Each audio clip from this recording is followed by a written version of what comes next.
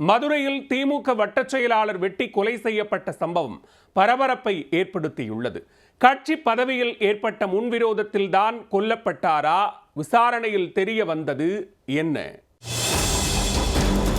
மதுரை எம்கேபுரத்தைச் சேர்ந்த திருமுருகன் என்பவர் 78வது வார்டில் திமுக வட்டச் செயலாளராக இருந்து வந்தார்.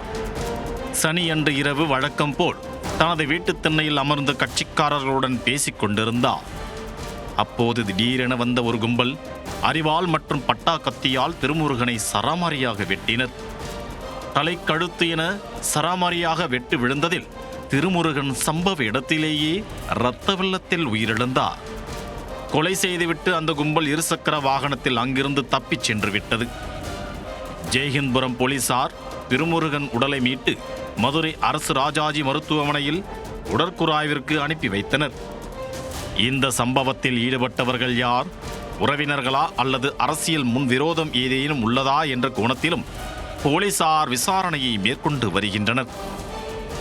கட்சி பதவியில் ஏற்பட்ட முன்விரோதத்தில் திருமுருகன் கொலை செய்யப்பட்டிருக்கலாம் என்று போலீசார் விசாரணையை தொடங்கினர். ஆனால் குடும்பத் தகராறில் ஏற்பட்ட முன்விரோதத்தில் திருமுருகன் கொலை செய்யப்பட்டிருப்பது பின்னர் தெரிய வந்தது. சில ஆண்டுகளுக்கு முன்பு திருமுருகனின் உறவினர் ஒருவர் மைனர் பெண்ணை காதலித்து அவரிடம் காதல் லீலையை செய்திருக்கிறார்.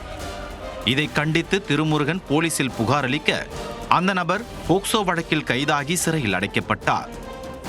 சிறையிலிருந்து விடுதலையான அந்த நபர் தற்போது திருமுருகனின் அண்ணியை கிண்டல் செய்திருக்கிறார்.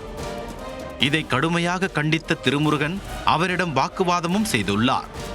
இதில் ஏற்பட்ட முன்விரோதத்தில் திருமுருகன் கொலை செய்யப்பட்டிருப்பதாக போலீசார் தெரிவித்துள்ளனர். தனது வீட்டு வாசலிலேயே திமுக வட்டச் செயலாளர் கொலை செய்யப்பட்ட சம்பவம் திமுகவினரிடம் அதிர்ச்சியை ஏற்படுத்தியுள்ளது.